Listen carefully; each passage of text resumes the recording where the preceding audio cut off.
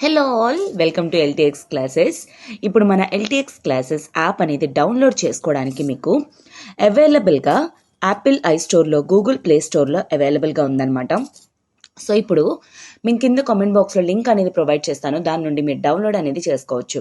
So once మీరు download చేసుకున్న తర్వాత any competitive related, for example UPSC కానీ, ఏపీఎస్సీ కానీ, TSPSC, IBPS, SSC, RBI grade B, RRB, వీటి రిలేటెడ్ టోటల్ ఇన్ఫర్మేషన్ అనేది మీరు తెలుసుకోవచ్చు. అండ్ అలానే మన ఎల్టీఎక్స్ క్లాసెస్లో ఏ విధంగా క్లాసెస్ అనేవి జరుగుతున్నాయి అనేవి డెమో వీడియోస్ అనేవి కూడా మీరు వినొచ్చు అనమాట. శాంపుల్ క్లాసెస్ అనేవి ఉన్నాయి. సో శాంపుల్ వీడియోస్ అనేవి మీరు వాచ్ చేయొచ్చు అనమాట. ఓకేనా, ఫ్రీగాను. ఓకే, సో త్వరగా డౌన్లోడ్ చేసుకోవడానికి ట్రై చేయండి, ఎందుకంటే మీకు యాక్సెసిబిలిటీ అనేది ఉంటుంది కాబట్టి. Okay, and welcome to themes in the world history session. So ఈరోజు మనం థీమ్ 3లో మనం కాన్సెప్ట్స్ అనేవి చూస్తున్నాం. అన్ ఎంపైర్ అక్రాస్ 3 కాంటినెంట్స్ అని. అవి చూసే ముందు ఒక చిన్న అనౌన్స్మెంట్. ఇప్పుడు మన ఎల్టీఎక్స్ క్లాసెస్ వాళ్ళు దసరా ధమాకా ఆఫర్ అనేది యూపీఎస్సీ ఇన్ఫైనిటీ ఆఫ్లైన్ వైజాగ్లోని ప్రొవైడ్ చేయడం అనేది జరిగింది. ఈ దసరా ధమాకా ఆఫర్ ఏంటి అంటే, మీకు ఇన్ఫైనిటీ ఆఫ్లైన్ కోర్స్ మీద వైజాగ్కి 25,000 రూపీస్ ఫ్లాట్ ఆఫర్ అనేది ఇవ్వడం జరుగుతుంది. యూజువల్లీ ప్రెసెంట్ 1 lakh రూపీస్ ఉన్న వర్త్ కోర్స్ అనేది 75,000కే ప్రొవైడ్ చేస్తున్నారు. అండ్ అలానే మీరు ఆఫ్లైన్ కోర్సెస్ కానీ తీసుకుంటే ఆన్లైన్ కూడా మీకు యాక్సెసిబిలిటీ అనేది ఉంటుంది. అయితే కోర్స్ అనేది మీకు లైఫ్ టైం వ్యాలిడిటీతో రాబోతుంది. అండ్ ఈ ఫీ ఏదైతే ఉందో అది కేవలం మీకు 15th అక్టోబర్ వరకు మాత్రమే. సో ఈ లోపలే మీరు 75,000 రూపీస్కి కోర్స్ యాక్సెస్ అనేది చేసుకొని అటు ఆన్లైన్ కానీ ఇటు ఆఫ్లైన్ క్లాసెస్ వైజాగ్లో అటెండ్ అయ్యే స్కోప్ అనేది ఇంక్రీజ్ చేసుకోండి. అండ్ అలానే మా అడ్రస్ వచ్చేసరికి సెక్టర్ 3 ఎంవిపి కాలనీ వైజాగ్. మీకు దీని రిలేటెడ్ ఏమైనా ఇన్ఫర్మేషన్ డౌట్ ఉన్నట్లయితే కాల్ 7893899553. ఈ నెంబర్కి కాల్ చేస్తే మీ డౌట్స్ అనేవి క్లియర్ చేసుకొని త్వరగా జాయిన్ అయ్యే ప్రయత్నం అనేది చేయండి. అలానే యూపీఎస్సీ ఇన్ఫైనిటీ కోర్సెస్ మీద కూడా దసరా ధమాకా ఆఫర్ అనేది ఫ్లాట్ 15,000 ఆఫ్ అనేది ప్రొవైడ్ చేస్తున్నారు. 60,000 రూపీస్ వర్త్ కోర్స్ అనేది మీకు కేవలం 45,000కే వస్తుంది. అండ్ ఈ ఫీ వచ్చేసరికి మీకు 15th అక్టోబర్ వరకు మాత్రమే, కానీ కోర్స్ మాత్రం మీకు లైఫ్ టైం వ్యాలిడిటీతో వస్తుంది. Remember that. అండ్ దీని రిలేటెడ్ మీకు ఏమైనా డౌట్స్ ఉంటే కాల్ 7893899553. ఈ నెంబర్కి కాల్ చేసి మీ డౌట్స్ అనేవి క్లియర్ చేసుకొని త్వరగా జాయిన్ అయ్యే ప్రయత్నం అనేది చేయండి. ఓకేనా, so welcome to themes in the world history session. Already మనం థీమ్ 3 అనేది డిస్కస్ చేస్తున్నాం, రైట్? సో దాంట్లోని అన్ ఎంపైర్ అక్రాస్ 3 కాంటినెంట్స్ అనేది, సో ఏ విధంగా, సో మెసపటోమియా తర్వాత ఎస్పెషల్లీ అసీరియన్ అంటే యూఫ్రటీస్ రివర్ పైన ఏదైతే కింగ్డమ్ అనేది ఉందో అసీరియన్ కింగ్డమ్ అనేది ఏ విధంగా ఇరానియన్ చేతుల్లోకి వెళ్ళిపోయింది. ఆ ఇరానియన్స్ అనే వాళ్ళు అటు ఈస్టర్న్ యూరప్ వాళ్ళతో కానీ సదరన్ ఆఫ్రికా వాళ్ళతోటి ఏ విధంగా ట్రేడ్ చేసేవారు ఎట్సెట్రా. ఆ తర్వాత పార్లల్ గా ఇంకొక ఫ్లరిష్ అయిన ఏరియా వచ్చేసరికి ఏంటి, Roman empire after the disintegration of Alexander the great. Okay, maybe like something around 1st century BC late time పీరియడ్లోని ఎప్పుడైతే అలెగ్జాండర్ ద గ్రేట్ ప్చనిపోయారో ఆ తర్వాత most of the parts disintegration అనేది జరిగింది. ఆ పర్టిక్యులర్ డిసింటిగ్రేషన్ టైంలోని వెస్ట్రన్ యూరప్ రీజియన్ అనమాట. అంటే ప్రెసెంట్ మనం చెప్పాల్సింది ఏంటి అంటే ఫ్రాన్స్, స్విట్జర్లాండ్ ఎట్సెట్రా ఇటు సైడ్ ఏరియాస్ ఉన్నాయి కదా. సో ఆ ఏరియాస్లోని వాళ్ళు ఏంటి అంటే ఎస్పెషల్లీ రోమ్ బేస్డ్ అంటే ప్రెసెంట్ ఇటలీ బేస్డ్ వాళ్ళు ఎంపైర్ అనేది కన్సాలిడేట్ చేసుకోవడం జరిగింది. ఎందుకు, మెయిన్ రీజన్ ఏంటి అంటే వాళ్ళకి అప్పటికే ఎలక్షన్ సిస్టమ్ కానీ, సెనేట్ అనే సిస్టమ్ కానీ, రిపబ్లిక్ అనే సిస్టమ్స్ కానీ ఉన్నాయి. ఓకేనా, సో ఈ పర్టికులర్ థీమ్ ప్రకారంగా ఈ రోజు మనం ఈ కాన్సెప్ట్లో ఏం చూస్తాం, రోమన్స్ అనే వాళ్ళు. సో చాప్టర్ పేరు చూడండి, you will come to know an empire across 3 continents. So a empire ఇది, ఈ ఎంపైర్ ఏంటి అంటే first of all this is Roman empire. Parallelly ఉన్న ఎంపైర్ ఏంటి, ఇరానియన్స్, పార్థియన్స్. ఓకే, ప్రెసెంట్ ఉన్న ఇరాన్, ఇరాక్ ఎట్సెట్రా ఏరియాస్లోని. అండ్ ఈ రోమన్ ఎంపైర్ అక్రాస్ 3 కాంటినెంట్స్ అంట. ఎంతవరకు ఫ్లరిష్ అయింది, అటు western and eastern Europe 1 continent and northern Africa region and western Asia continent. So ఈ 3 కాంటినెంట్స్లోని ఏ విధంగా దీని పొలిటికల్ కండిషన్స్ అనేవి, అంటే రోమన్ పొలిటికల్ ఎంపైర్ అనేది ఏ విధంగా కన్సాలిడేట్ చేసుకుంది, అండ్ ఏ విధంగా రూలింగ్ ఆర్ అడ్మినిస్ట్రేషన్ జరిగింది, అండ్ సొసైటీ అనేది ఏ విధంగా ఉంది, ఫ్లరిష్మెంట్ ఎలా వచ్చింది టిల్ మనకేంటి అంటే ఈవెన్ 7th century AD వరకు కూడా, లైక్ ఈస్టర్న్ యూరోప్ అంటే ఈస్టర్న్ రోమన్ ఎంపైర్లోని ఏ విధంగా ఆరబ్స్ వాళ్ళు ఆక్యుపై చేశారు అనేది అన్నంత వరకు కూడా we shall see in this particular chapter అనమాట. సో ఏ విధంగా కన్సాలిడేషన్ కానీ ఎట్సెట్రా ఇదంతా కూడాను this is such a beautiful chapter. ఎందుకంటే ఇలాంటివి మనకు తెలిస్తేనే ఫస్ట్ ఆఫ్ ఆల్ ఏంటి అంటే అడ్మినిస్ట్రేషన్ అనేది ఎప్పుడు ఎలా స్ట్రాంగ్గా ఉంచుకోవాల్సిన అవసరం ఏంటి, ఏ విధంగా స్ట్రాంగ్ చేయాలి, ఎక్కడ లూప్ హోల్స్ ఉంటాయి అనేది మన హిస్టరీ నుండి తెలుసుకునే స్కోప్ ఉంటుంది. సో వరల్డ్ హిస్టరీలోనే మనకి one of the first of all మీకు పెడతాను చూడండి, ఇక్కడ వాడే ఇచ్చాడు. This is what total Roman empire అనేది ఎంతవరకు ఎక్స్పాండ్ అయ్యింది మీకు కనిపించడానికి నేను చెప్తున్నాను. టోటల్ చుట్టుపక్కల అంతా మెడిటరేనియన్ అంతా. మెయిన్ ఇంకొకటి క్వశ్చన్ గుర్తుపెట్టుకోండి, రోమన్ ఎంపైర్కి ఏ సీ తాలూకా డామినేషన్ వలన అంత ఫ్లరిష్ అయింది, జస్ట్ బికాస్ ఆఫ్ మెడిటరేనియన్. ఇటు సహారా డెజర్ట్ కానీ, ఇటు కార్పేథియన్ మౌంటైన్స్ కానీ, ఇటు even this whole western European region కానీ, బ్లాక్ సీ కానీ, ఏడ్రియాటిక్ సీ, ఇదంతా కంట్రోల్ అనేది వాళ్ళకు ఉండడం వల్ల రోమన్ ఎంపైర్ అనేది చాలా ఫ్లరిష్ అయింది. ఇంత గ్రేట్ ఎంపైర్ అంతకాలం అలా అని చెప్పేసి దీంట్లో కూడా స్టెబిలిటీ పూర్తిగా ఉంది అనం. సో దాంట్లో కూడా ఇన్స్టెబిలిటీ అనేది ఎలా ఉందో చూస్తాం. బట్ ఫస్ట్ ఆఫ్ ఆల్ అంత స్ట్రాంగ్ కన్సాలిడేషన్ అనేది ఏ విధంగా తెచ్చుకున్నారు, ఎందుకంటే ఇలాంటి బిగ్ ఎంపైర్స్ వల్లే ప్రెసెంట్ డే కండిషన్స్లో పొలిటికల్ కండిషన్స్ ఏ విధంగా చేంజ్ చేయాలి, అడ్మినిస్ట్రేషన్ ఏ విధంగా చేంజ్ చేయాలనేది మనం తెలుసుకోగలం అనమాట. ఎందుకంటే క్వశ్చన్స్ అనేవి మనకి మోస్ట్లీ యూపీఎస్సీ వాడు అలాగనే అడుగుతాడు అనమాట. ఓకేనా? So that is what and we shall see first.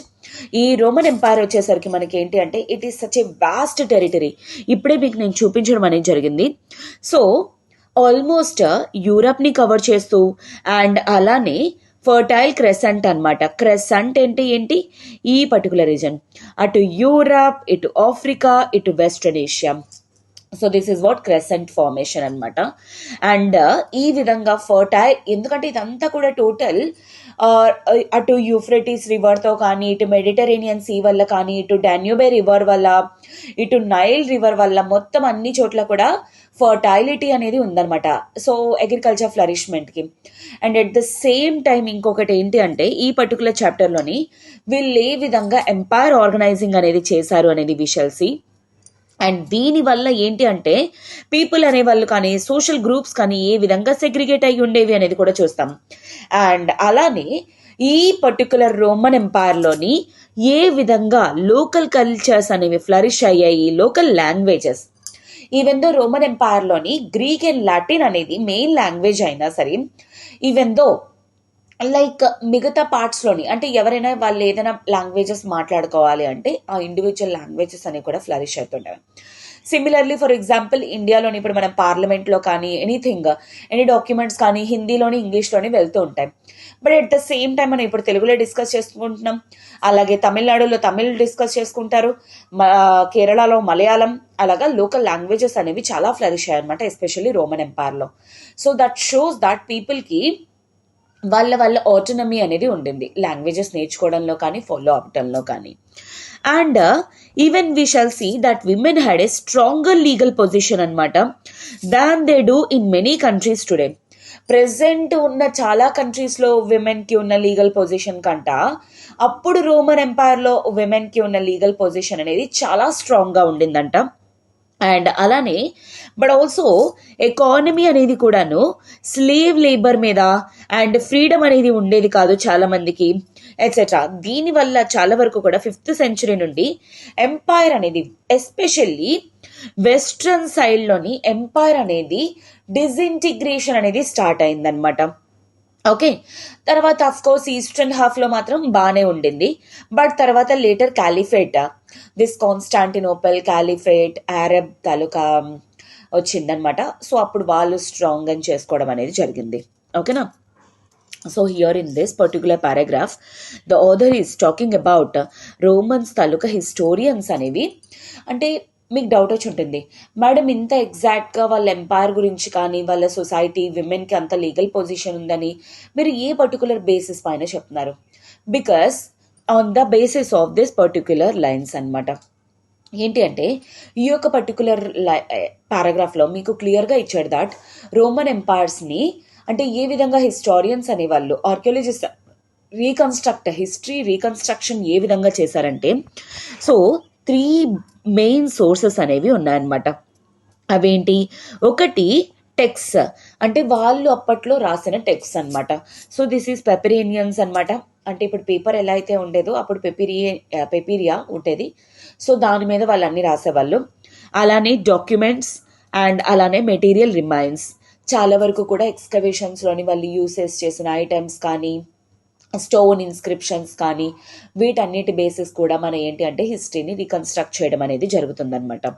ఓకేనా? అండ్ తర్వాత this is one of the important line అనమాట. అయితే పెపిరస్ అనేది ఒక రీడ్ లైక్ ప్లాంట్ అనమాట.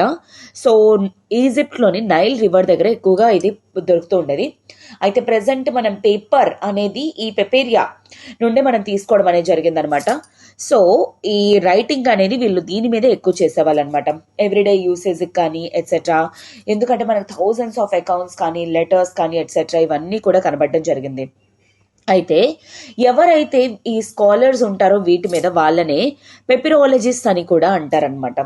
సో ఈ విధంగా వీళ్ళు ఏంటి అంటే వీటిని యూజ్ చేసుకొని యాక్చువల్లీ హిస్టరీ రీకన్స్ట్రక్షన్ అనేది జరిగింది. బట్ ఎనీవేస్ ఎవరు హిస్టరీ రీకన్స్ట్రక్ట్ చేస్తున్నారు, వాళ్ళ నాలెడ్జ్ ఎంత డెప్త్లో ఉంది, వాళ్ళు ఎంతవరకు ఎక్స్టెంట్లో ఆలోచించగలుగుతున్నారు, వీటన్నిటి బేసిస్ బట్టి కూడా ఒక పర్టికులర్ ఎంపైర్ అనేది ఫ్లరిష్ అవుతుందా, ఒక పర్టికులర్ ఎంపైర్ అనేది డిసింటిగ్రేట్ అవుతుందా ఎట్సెట్రా అనేది మనకి ఎప్పుడైనా సరే అర్థమవుతుంది అనమాట. ఓకేనా? So this is papyrus scrolls. And ఇంకొక ఇంపార్టెంట్ పార్ట్ ఏంటి దీంట్లోని, so Romans used many texts, books or any kind of papers that was based on papyrus అనమాట. ఈ పెపిరస్ ఎక్కడ దొరికేది?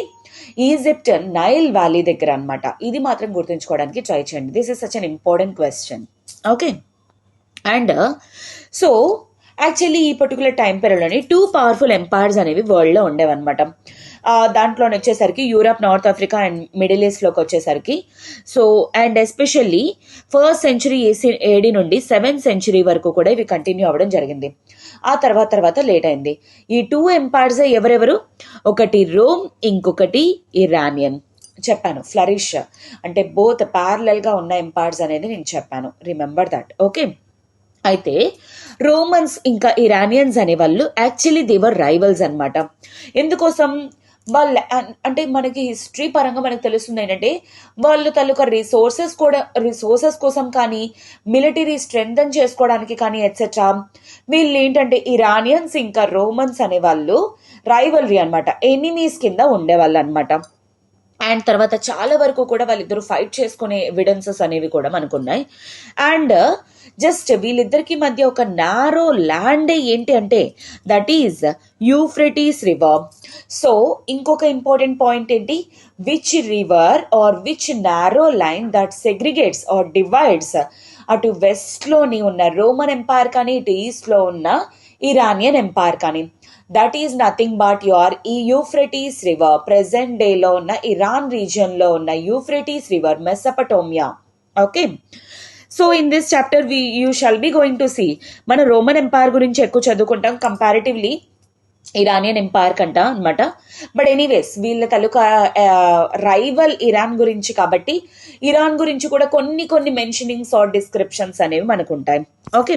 So see this is particular, ఇందాక నేను ఏదైతే మీకు ఎక్స్ప్లెయిన్ చేశానో ఏది ఎక్కడి వరకు ఎక్స్టెంట్ అయ్యింది అనేది టోటల్ ఈ పర్టిక్యులర్ పారాగ్రాఫ్లో మీకు ఇవ్వడం అనేది జరిగింది.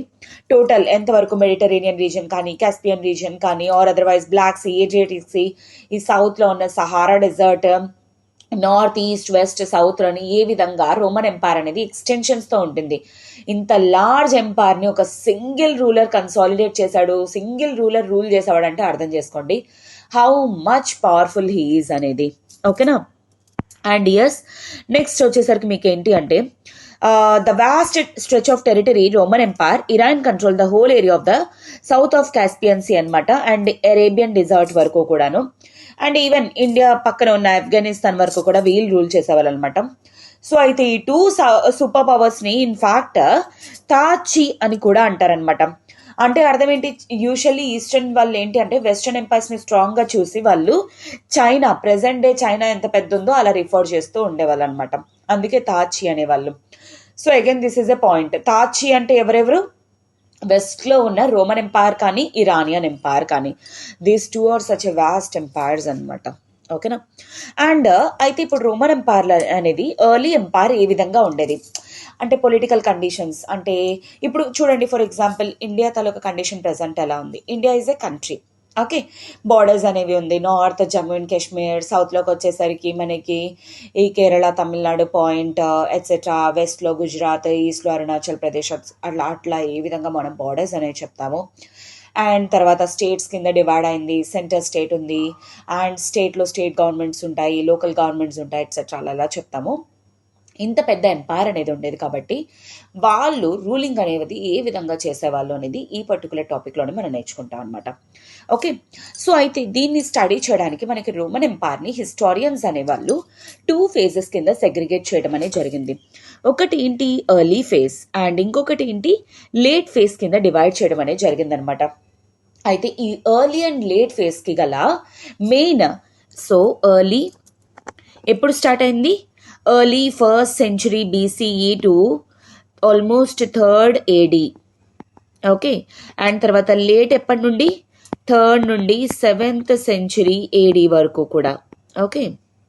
సో దిస్ ఈజ్ వాట్ ఆ 3rd century ఏదైతే ఉందో that is the transition line అనమాట, ఎర్లీకి లేట్కి అనమాట. And in other words whole empire అనేది ఎర్లీ అండ్ లేట్ ఎంపైర్ కింద సెగ్రిగేట్ చేస్తూ హిస్టారియన్స్ అనే వాళ్ళు ఎక్స్ప్లెయిన్ చేయడం అనేది జరిగింది.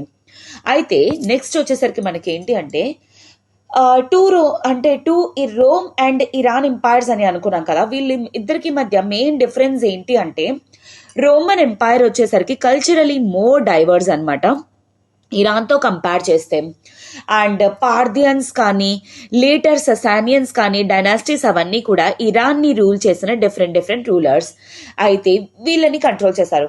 కానీ ఇంకొక సైడ్ రోమన్ ఎంపైర్లో మాత్రం చాలా వరకు కూడాను చిన్న టెరిటరీస్ని వాళ్ళు చిన్న రూలర్స్ అనేవాళ్ళు రూల్ చేసుకుంటూ టోటల్ అంతా కూడా ఒక కామన్ సిస్టమ్ ఆఫ్ గవర్నమెంట్ ద్వారా రూల్ అయ్యి ఉందన్నమాట. Take for example dynasty system అనేది ఉండేది ఇరాన్లోని. వేరాజ్ ఇప్పుడు ఇండియాలో వచ్చేసరికి మనకి ఆంధ్ర, తెలంగాణ, కేరళ, తమిళనాడు ఎట్సెట్రా ఇలానే డిఫరెంట్ స్టేట్స్ ఉన్నాయి. కానీ ఈ స్టేట్స్ అంతటినీ కూడా బైండ్ చేసే ఉన్న ఒక ఫోర్స్ ఏంటి, సెంట్రల్ గవర్నమెంట్ అనమాట. సో అదేవిధంగా రోమన్లోని అంత డైవర్స్ కల్చర్స్ ఉండడానికి గల కారణాలు ఏంటి అంటే ఆ టెరిటరీస్, చిన్న టెరిటరీస్ ఏవైతే ఉన్నాయో వాటిని లోకల్ రూలర్సే రూల్ చేసేవాళ్ళు. అండ్ తర్వాత లోకల్ రూలర్స్ అందరినీ బైండ్ చేసే వాళ్ళే ఎవరు, సెంట్రల్ అంటే వన్ రోమన్ గవర్నమెంట్ అనమాట. Okay. And at the same time చాలా లాంగ్వేజెస్ అనేవి కూడా మాట్లాడుతూ ఉండేవాళ్ళు ఎక్కడ రోమన్ ఎంపైర్లో. బట్ అఫీషియల్ వచ్చేసరికి both Greek and also Latin అనమాట. అండ్ తర్వాత ద అప్పర్ క్లాస్ అనేది ఈస్ట్లోని గ్రీక్ మాట్లాడేవాళ్ళు, వేరాజ్ వెస్ట్లోని లాటిన్ అనమాట. కాకపోతే చాలా వరకు కూడా దానికి గ్యాప్ వచ్చేసరికి మెడిటరేనియన్ ఇటు సైడ్ ఏమొచ్చి వాళ్ళు కొంతమంది గ్రీక్ అని లాటిన్ అని అలా మాట్లాడుతూ ఉండేవాళ్ళు అనమాట. అండ్ తర్వాత వచ్చేసరికి ఏంటి అంటే ఆఫ్రికన్ ప్రావిన్సెస్లోని ట్రిపులిటోనియా అంటే ఏంటి, లాటిన్ స్పీకింగ్ పీపుల్. అండ్ అలానే సైరేనికా అంటే గ్రీక్ స్పీకింగ్ పీపుల్. అంటే ఆఫ్రికాలోని అటు గ్రీక్ అటు లాటిన్ స్పీకింగ్ ఇద్దరు ఉండేవాళ్ళు అనమాట. ఓకే. అండ్ ఏ విధంగా ఎంపైర్ అనేది రూల్ అయింది, సో వీటన్నిటిని కూడా కంట్రోల్ చేయడానికి ఒక single ruler, that is emperor అనమాట. వాడు యాక్చువల్లీ మొత్తం ఏ లాంగ్వేజ్ మాట్లాడాలి, ఎక్కడ రూల్ చేయాలి ఎట్సెట్రా అనేది ఒక సింగిల్ ఎంపరర్ అనేవాడు రూల్ చేస్తాడు. కాకపోతే ఏంటంటే వీడికి సపోర్ట్ చేసే వాళ్ళు కూడా ఉంటారు, that also will be there. అయితే ఇలాంటి ఒక రెజీమ్ అనేది ఎస్టాబ్లిష్ చేసింది ఎవరు, ఆగస్టస్ అనమాట. ఎందుకంటే హీఈస్ ద ఫస్ట్ ఎంపరర్ అనమాట. ఇన్ఫ్యాక్ట్ అంటే 27 BCE ఎర్లీ 1st century ADలోనమాట సో ప్రిన్సిపేట్ అనేవాడు, ఆల్దో ఆగస్టస్ అనేవాడు సోల్ రూలర్ అయినా సరే అండ్ రియల్ సోర్స్ అథారిటీ అయినా సరే ఫిక్షన్ అనేది ఉండేదన్నమాట ఎవరెవరికి మధ్య. అంటే పీపుల్కి ఇంకా ఆగస్టస్ రూలర్కి, అంటే కొంతమంది అబ్సల్యూట్ రూలర్ కాదంటారు, కొంతమంది లేదు లేదు సోల్ రూలర్ అని అంటారు. ఓకే, అలా డిఫరెంట్ డిఫరెంట్ నోషన్స్ అనేవి ఉన్నాయన్నమాట. And this was done out of respect for the senate అనమాట. యాక్చువల్లీ ఎందుకు కొంతమంది అబ్సల్యూట్ కాదంటారు, కొంతమంది అబ్సల్యూట్ అని అంటారు. సో ఆగస్టస్ అంటే రూలర్ ఎంపరర్ని ఎవరైతే అంటే ఎవరి తాలూకా కంట్రోల్లో ఉంటాడో వాళ్ళే సెనేట్ పీపుల్ అనమాట. ఆ సెనేటే తర్వాత యాక్చువల్లీ చాలా స్ట్రాంగ్ అవ్వడం అనేది జరిగింది. సో ఆ వాళ్ళ కంట్రోల్లోకి వచ్చిన తర్వాతే రిపబ్లిక్ అనేది స్టార్ట్ చేశారు. రిపబ్లిక్ అంటే ఏంటి, కొన్ని ఉన్న small group of wealthy families అనమాట, నొబిలిటీ క్లాస్ అంటారు, వాళ్ళందరూ కలిపి గవర్నమెంట్ని చూస్ చేసుకుంటే దాన్నే రిపబ్లిక్ అని అంటారనమాట. It's like a nominated head. Okay, so చాలా సెంచురీస్ వరకు కూడా రోమన్లోని సినేట్ అనేది యాక్చువల్లీ ఉండిందనమాట. అండ్ ఆల్మోస్ట్ ఈవెన్ తర్వాత ఈ వెల్దియస్ట్ ఫ్యామిలీస్ వాళ్ళు ఈవెన్ లేటర్ తర్వాత ఇటలీ తర్వాత కూడాను కంట్రోల్ చేస్తూ ఉండేవారు అనమాట. And most of the Romans అనేవాళ్ళు histories that survive in Greek and Latin were written by people from a senatorial background. ఈరోజు మన రోమ్ హిస్టరీస్ చదువుతున్నామంటే గ్రీక్లో కానీ లాటిన్ లాంగ్వేజ్లో, అది మోస్ట్లీ కన్సాలిడేట్ చేసింది కానీ రాసింది కానీ ఎవరు, ఈ సినేట్ బ్యాక్గ్రౌండ్ అనమాట. అందుకే సో వాళ్ళకి ఫేవరబుల్గానే ఆ డాక్యుమెంట్స్ అనేవి ఉంటాయి obviously. From these it is clear that emperors were judged by how and they behave towards the senate. So senate చేతుల్లో రియల్ పవర్ అనేది ఉండేది. ఆ సెనేట్ ఎవరెలా అయితే వర్క్ అవుతుందో దాన్ని బట్టి పీపుల్ అనేవాళ్ళు రూలర్ని ఏ విధంగా చూడాలి. సో రూలర్ అనేవాడు సెనేట్ వాళ్ళతో ఎలాగుంటారో వాడికి ఉన్న వాడి రెస్పెక్ట్ అనేది వాళ్ళు ఇస్తారనమాట. The worst emperors were those who were hostile to the Senate class, behaving with suspicion or brutality and violence. అంటే అర్థం ఏంటి, ఒక కింగ్ అనేవాడు సెనేట్కి సపోర్ట్ చేయలేదు అనుకోండి, వాడు ఒక వర్స్ట్ రూలర్, ఇంకా వాడి పరువు అనేది తీసేస్తారు, వాడికి సపోర్ట్ అనేది ఇవ్వరు. ఇఫ్ అట్ ఆల్ ఈ సెనేట్ చెప్పినట్టు వాళ్ళు వింటున్నారు చేస్తున్నారు ఎట్సెట్రా అనుకోండి, he is such a good ruler అనమాట. So that was the condition అనమాట. అంటే అర్థం ఏంటి, ఎంపరర్కి రియల్ పవర్ ఉందా, రియల్ పవర్ లేదు అన్న. సెనేట్ చేతుల్లో రియల్ పవర్ ఉందా, తర్వాత చేతుల్లో ఉందా, యాక్చువల్లీ ఫేజెస్ బట్టి ఉందన్నమాట. స్టార్టింగ్ ఫేజ్లో ఎంపరర్ అగస్టస్ టైంలో యాక్చువల్లీ రియల్ పవర్ అనేది ఎంపరర్ చేతిలోనే ఉంది. తర్వాత ఈ వెల్దీ ఫ్యామిలీస్ అనేవి ట్రేడ్ వల్ల ఇంక్రీజ్ అయిపోయి సెనేట్కి పవర్ అనేది ఎక్కువ వచ్చింది యాక్చువల్లీ. ఓకే, సో అంటే దీని ద్వారా మనకు అర్థమవుతుంది ఏంటి, ఎంపరర్ ఫస్ట్, ఎంపరర్ తర్వాత సెకండ్ పొజిషన్లో ఉన్నది సెనేట్, అండ్ తర్వాత పొజిషన్లో ఉన్న ఇంకొక ఇంపార్టెంట్ కీ ఇన్స్టిట్యూషన్ ఏంటి, imperial rule versus army. Army అనేది థర్డ్ అనమాట. అయితే ఇక్కడ ఇంకొక ఇంపార్టెంట్ పాయింట్ అనమాట, ఇరానియన్స్కి రోమన్స్కి డిఫరెన్స్ ఏంటి. ఇరానియన్లో యాక్చువల్లీ ఏంటి అంటే ఒక కాన్స్క్రిప్టెడ్ ఆర్మీ అనేది ఉంటుంది. మేడం కాన్స్క్రిప్టెడ్ ఆర్మీ అంటే ఏంటి, కాన్స్క్రిప్టెడ్ ఆర్మీ మీన్స్ ఏంటి అంటే, ఫర్ ఎగ్జాంపుల్ వాళ్ళ కంట్రీలోని కొన్ని క్లాసెస్ ఎవరైతే ఉంటారో, కొన్ని పీపుల్ ఎవరైతే ఉంటారో వాళ్ళు ఖచ్చితంగా మిలిటరీ సర్వీస్ అనేది చేయాల్సిందే, అది రూల్ అనమాట. కానీ వేరాజ్ రోమ్లో మాత్రం ఏంటి, రోమన్ ఎంపైర్లో మాత్రం పెయిడ్ ఆర్మీ అనేది ఉండేది. అంటే ఏంటి, ఆర్మీలో ఎవరైతే సర్వ్ చేస్తున్నారో వాళ్ళకి శాలరీస్ ఆర్ వేజెస్ అనేవి ప్రొవైడ్ చేస్తూ ఉండేవారనమాట. దిస్ ఈస్ ద హైలీ, అంటే చూడండి ఫస్ట్ సెంచురీ సెకండ్ సెంచురీ ఏడే టైం పీరియడ్లోనే అంటే వాళ్ళకి డబ్బులు పే చేయడము, డబ్బులు ఇవ్వడము అనే కాన్సెప్ట్స్ అనేవి కూడా ఉన్నాయని మనకి అర్థమవుతుంది.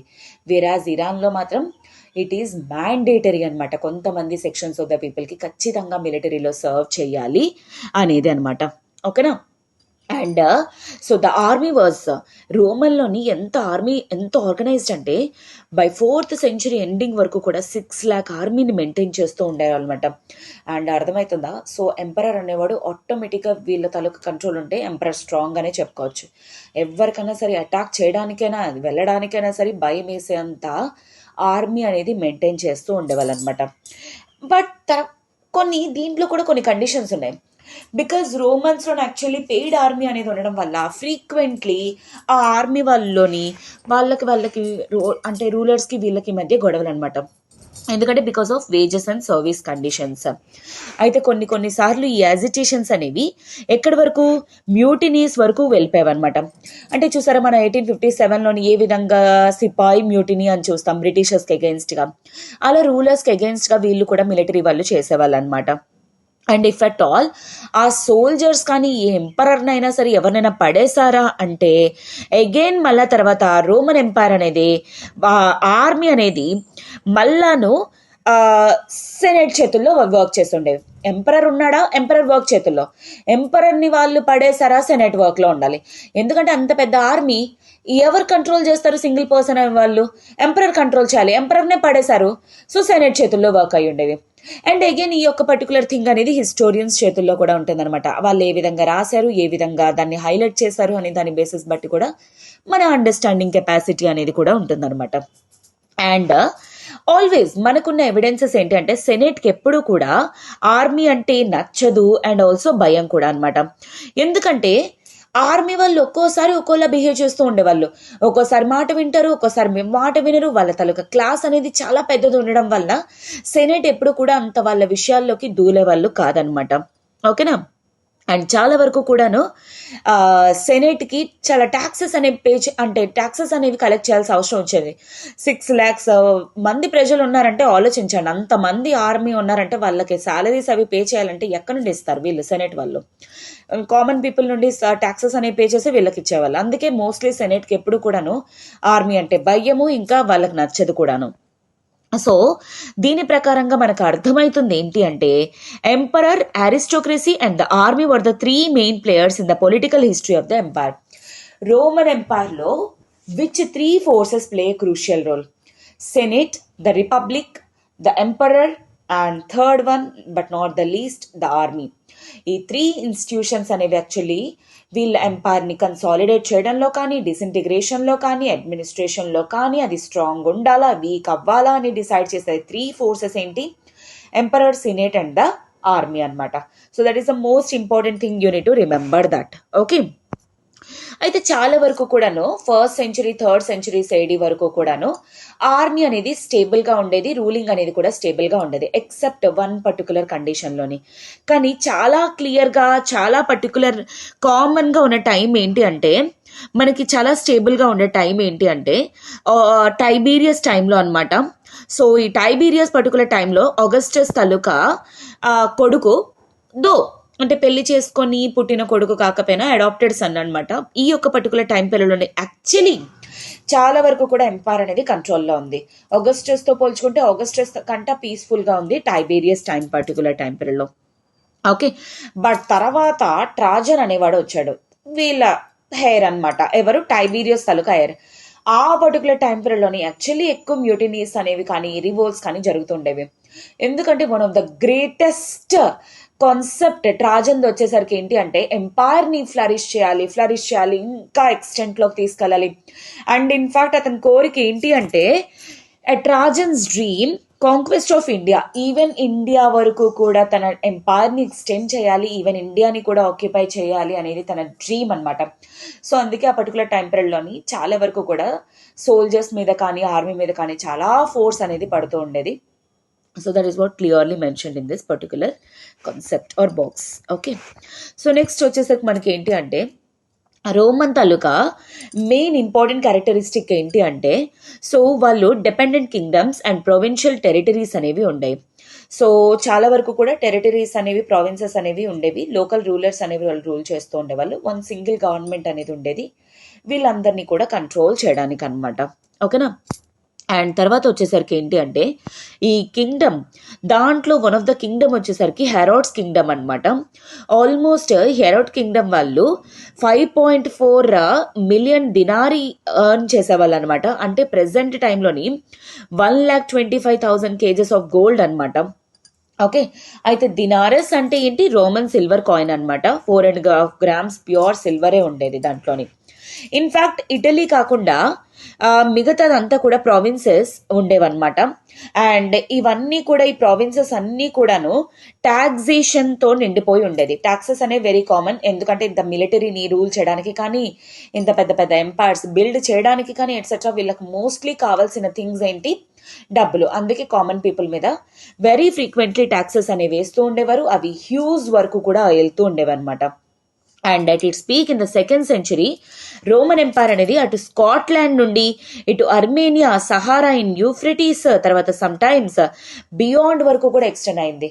అంటే రూలర్స్ అనేవాళ్ళు వాళ్ళ తాలూకా కాంక్వెస్ట్ కండిషన్స్ బట్టి వాటి బట్టి కూడా ఎక్స్టెండ్ అవుతూ లెస్ అవుతూ ఉండేదన్నమాట. ఓకేనా.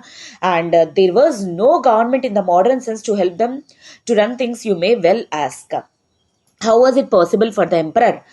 అంటే మీకు డౌట్ వచ్చి ఉంటుంది, ఇప్పుడు ఇంత చిన్న చిన్న ఎంపైర్స్ని కంట్రోల్ చేయడానికి ఇంత చిన్న చిన్న కింగ్ అంటే వీటికే గవర్నమెంట్లు పడిపోతూ ఉంటాయి, మళ్ళీ లేస్తూ ఉంటాయి, మళ్ళీ కొన్నిసార్లు మిలిటరీ చేతుల్లోకి వెళ్ళిపోతూ ఉంటాయి, ఇలాంటివన్నీ చూస్తుంటాం. కానీ అలాంటి ఎర్లీ టైం పీరియడ్స్లోని వాళ్ళు ఒక ఎంపరర్ అనేవాడెవడు ఇంత పెద్ద ఎంపైర్ని ఏ విధంగా కంట్రోల్ చేసేవాడు, ఏ విధంగా రూలింగ్ అనేది చేసేవాడు అనేది మీకు డౌట్ వచ్చనే ఉంటుందన్నమాట. సో దానికి మోస్ట్లీ ఆన్సర్ ఏంటి అంటే, బికాస్ ఆఫ్ ఆన్సర్ వచ్చేసరికి urbanization of the empire. So empire అనేది అర్బనైజ్ అవ్వడం వల్ల, పీపుల్ అనేవాళ్ళు కల్చర్డ్ ఉండడం వల్ల యాక్చువల్లీ చాలా వరకు కూడా రివోల్ట్స్ అనేవి రెడ్యూస్ చేయడంలో కానీ, ఫ్లరిష్మెంట్ కానీ, పీపుల్ ప్రశాంతంగా ఉండడం కానీ చూస్తాం. ఎప్పుడైతే పీపుల్ ప్రశాంతంగా ఉన్నారో రూలింగ్ అనేది ప్రాపర్గా జరుగుతుందన్నమాట. అందులోని ద గ్రేట్ అర్బన్ సెంటర్స్ వచ్చేసరికి మనకి ప్రెజెంట్ కార్థేజ్ కానీ, అలెగ్జాండ్రియా, యాంటియాచ్ ఇవన్నీ కూడా చాలా పెద్ద పెద్ద సిటీస్ అన్నమాట. They constitute the imperial system. Okay, and it was through the cities the government was able to tax the provincial countryside, which generated much of the wealth of the empire. వీటిల్ని use చేసుకొని, సిటీస్ని use చేసుకొని ఈ విలేజెస్లోని taxes అనేవి taxes అనేవి collect చేయటం కానీ, pay చేసుకోవడం కానీ ఇవన్నీ కూడా చేసేవాళ్ళు అనమాట. Which means this that the local upper classes actively collaborated with the Roman state in administering their own territories and raising taxes from them. అంటే అర్థం ఏంటి, ఈ సిటీస్లో ఉన్న వాళ్ళు యాక్చువల్లీ ఎంపరర్కి హెల్ప్ చేసేవాళ్ళు. అంటే విలేజ్ సైడ్లో ఉన్న వాళ్ళకి ఏ విధంగా ట్యాక్సెస్ అనేవి వెయ్యాలి, వాళ్ళ దగ్గర నుండి ఏ విధంగా ట్యాక్సెస్ అనేవి కలెక్ట్ చేయాలి, అవి ఏ విధంగా యూటిలైజ్ చేయాలి అనడానికి సిటీస్ అనేవాళ్ళు యాక్చువల్లీ ఎంపరర్కి వాళ్ళ సపోర్ట్ అనేది, ఎక్స్టెన్షన్ అనేది ఇచ్చేవాళ్ళు అనమాట. ఓకేనా. In fact one of the most interesting aspects వచ్చేసరికి చాలా వరకు కూడాను పవర్ అనేది డ్రామాటిక్ షిఫ్ట్ అవుతుండేది. కొన్నిసార్లు ఇటలీ, కొన్నిసార్లు అదర్ ప్రావిన్సెస్ చేతుల్లోని. ఎందుకు, ఏ అర్బన్ ఏరియా అయితే స్ట్రాంగ్గా ఉంటుందో ఆ అర్బన్ ఏరియాలో ఎక్కువ ట్యాక్సెస్ కలెక్షన్ ఎట్సెట్రా ఉండేది. అప్పుడు పవర్ అనేది షిఫ్ట్ అవుతూ ఉండేదన్నమాట. Throughout the 2nd and 3rd centuries, it was provincial upper classes who supplied most of the cadre that governed the provinces and commanded the armies. So ending of the 3rd century అంటే early Roman ఎంపైర్లోని సిటీస్లో ఉన్న urbanised పీపులే చాలా వరకు కూడాను అంటే emperor దగ్గర work చేసేవాళ్ళు కానీ, ఆర్ ఆల్మోస్ట్ ఆర్మీని కమాండ్ చేసేవాళ్ళు కానీ వీళ్ళే ఉండేవాళ్ళు అనమాట. ఆ తర్వాత డిసింటిగ్రేషన్ అనేది స్టార్ట్ అవ్వడం అనేది జరిగిందనమాట. ఓకేనా. And they came to form a new administration. Totally తర్వాత వీళ్ళే ఒక కొత్త అడ్మినిస్ట్రేషన్, కొత్త కమాండర్స్ కింద ఫార్మ్ అయిపోయారు అనమాట. అండ్ తర్వాత వీళ్ళే స్ట్రాంగ్ అయిపోయారు. వాళ్ళే సెనేటోరియల్ క్లాస్ అని చెప్పేసి అంటాం అనమాట ప్రెసెంట్ టైంలో.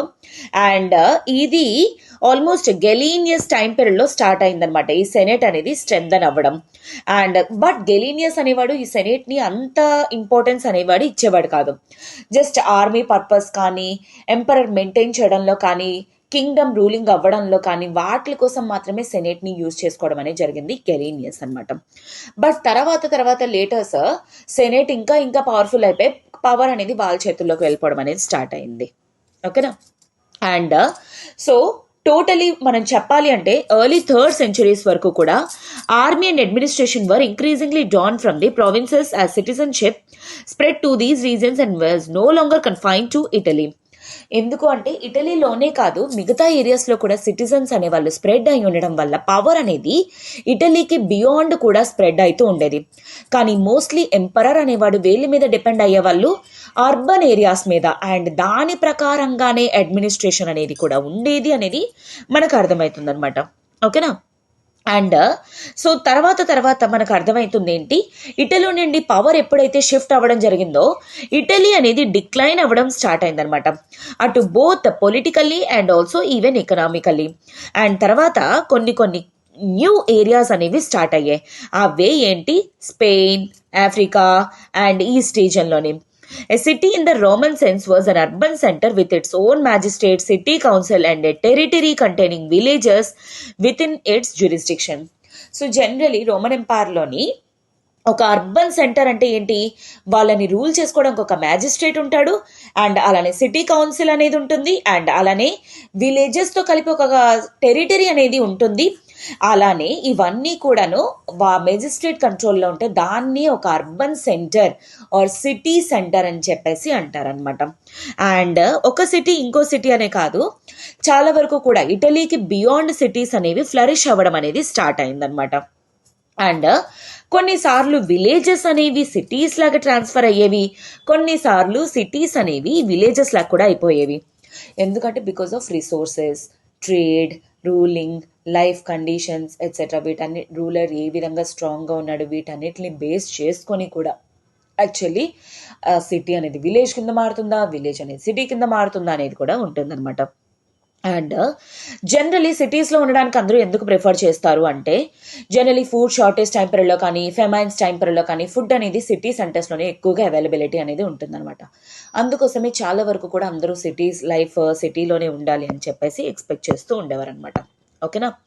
అండ్ ఇంకొక కామన్ ఫీచర్ ఏంటి అంటే, మనకి మొహెంజోదారోలో ఐవీసీలో ఏ టైం పీరియడ్లో పబ్లిక్ బాత్స్ అనేవి ఉండేవో, ఎస్పెషల్లీ రోమన్స్కి ఎంటర్టైన్మెంట్ అంటే చాలా ఇష్టం అనమాట.